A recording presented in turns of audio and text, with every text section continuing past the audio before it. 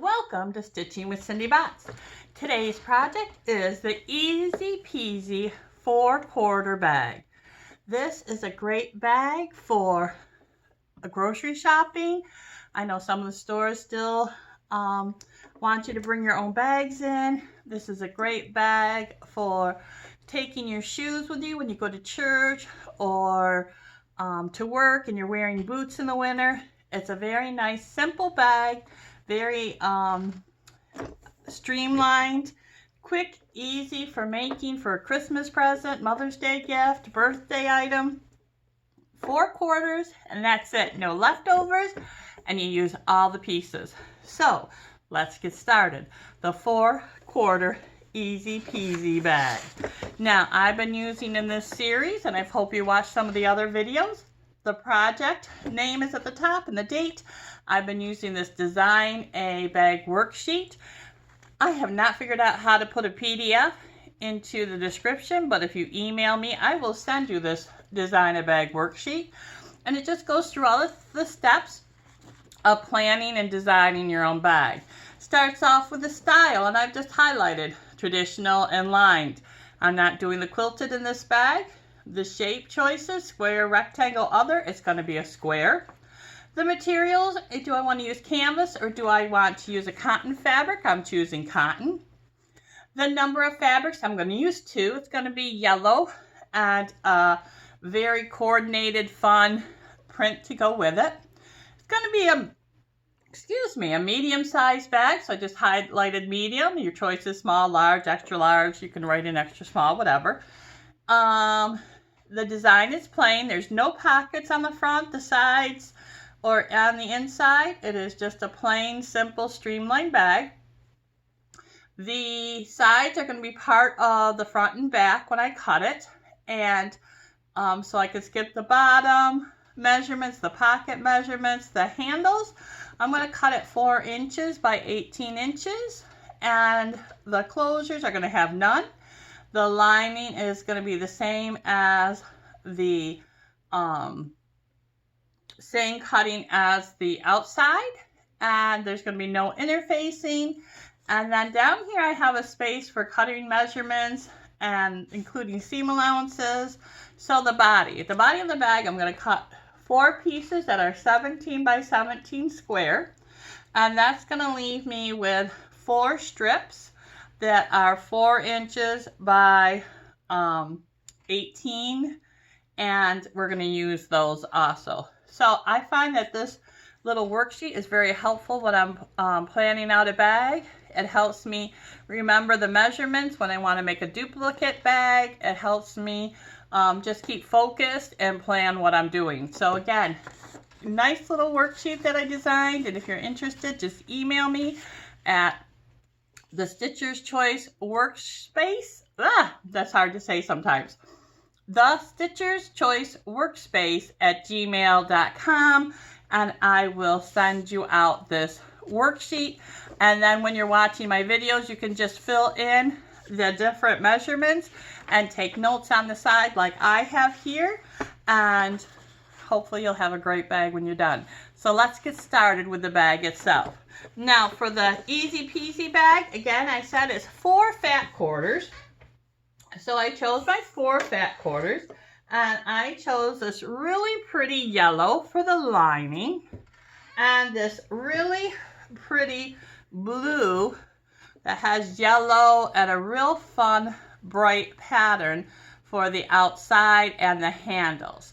So I cut my first piece to make the 17 by 17 square. Then I had a leftover strip that was 4 inches, and I needed 2 4-inch by 17 inches for the handles, and then I needed 1 4-inch by 17-inch piece for the bottom reinforcement, and I'll show you that in a minute. And then the other 4 by 17-inch piece I cut in half, so that was 1 2-inch by 17-inch piece. All right, so you cut that in half, and that gives you 2. So let's show you how we did this. First of all, let's start with the handles. The handles are pretty easy. You take the 4-inch strip and you press it to the center. Then you take and open it up and press both raw edges to that fold line. Then you press it again, go ahead and pin it, and you just sew your 1/4 inch seam on each side, 1/4 inch in, and that really stabilizes it. If you want to make another, sometimes I do a stitch line right down the center. And there's your handles.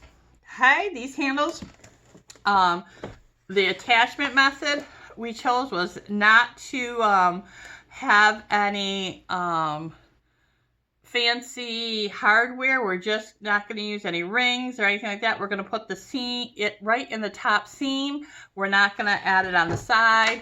And again, that's all right there that you just choose and make a note of what you're going to do. So that's what I've chosen. Now for the inside squares, what I've done is I've gone ahead and I've sewn the bottom seam. Now for a tote bag, there is a lot of weight that's put on the seam. So there's a couple ways that you can reinforce that seam.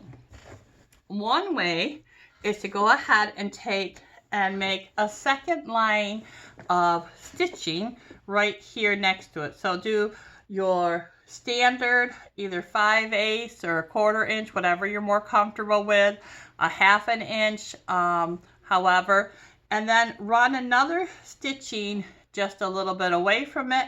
And again, that helps with raveling and it also helps with strength. Now, grocery bags can be heavy. All right, people tend to overpack their bags. So what I'm going to have, what I'm going to do for this bag is I'm going to take one of those 4-inch by 17-inch pieces and I'm going to lay it right down the center of that seam. Okay, and then I'm just going to sew that piece in. This is on the lining on the wrong side, so it will not be seen. The only thing that you're going to see is the stitch line on the inside of the bag. So if you want to use your matching thread instead of your coordinating thread, that's fine, and then it won't show. But it's the inside of the bag, and what this fabric does is it does not have as much pressure on that seam. It just reinforces that so that it's not just that seam holding it. There's a whole piece of material there and it just disperses the weight more. So that's one way to make your bag stronger. And again, I'm choosing not to use interfacing, so this will help with the strength of my bag. Okay, so I sew that down and in, and then I just proceed to the next step, which would be putting the bag right sides together. And then I would sew down along the side, maybe about halfway down. And then I would leave my opening for turning it right side out later. And then I would do a section at the bottom. I do not like to have or recommend having your turn section at the corner. It just makes it very difficult to sew it back together. So make sure you leave enough space so that when you box the corner, your turning isn't right there at the corner. All right, so leave it up, 3, 4, 5 inches. Again, I like to do my opening in the side because of the strength issue at the bottom of your bag. Especially, like I said, people tend to overload those bags, and I want that seam good and solid. All right, so the side seams, leaving one seam, having the opening. Now you're ready to move on to the next part, which is the outside portion.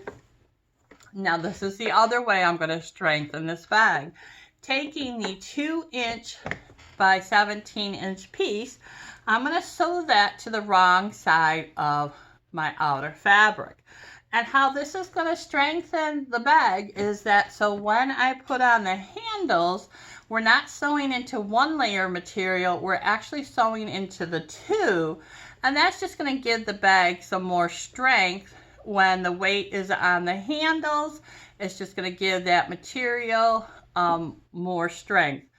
I mean, every time you take a brown bag at the grocery store, I tend to rip it coming up the stairs. So there's just another little handy tip. We have that extra piece from our 4/4, so it's a great prevention method just to make your bag stronger. And again, it's on the wrong side. The only thing you're going to see is your stitch line on the front. So go ahead and before you do your side seams or after, your preference, I like to do them first, but before demonstrations, I went ahead and put them in now. You can go ahead and line up your handles. Let me turn this right side out so that you can see. What I've done is on the inside of the bag, I've measured to the center, which is after seam allowances, it was 8 inches. And then I marked 4 inches from the side and 4 inches from the side. And that's where I'm attaching my handles. Now you got to make sure that your handle is not twisted, so be mindful of that. And then again, for strength purposes, I like to do the 1/4 inch seam, but then I like to move my foot over and have a 1/4 inch seam down here. All right. Then when I do the top stitching, when I turn the bag right side out and I do that final top stitching, I fold my handle over on top of itself and do this top stitching across there so it is right at the top of the bag. Again, I'm just trying to give those handles some more grip to the bag itself and make them good and strong and sturdy. All right, so that's my handles. That's how I did that. And now let's talk about boxing the corners. So after you do your side seams and bottom seams, you want to box your corners. So what I do is I take and I feel where the bottom seam is and the side seam, and I lay them on top of each other and get them to nest down nicely.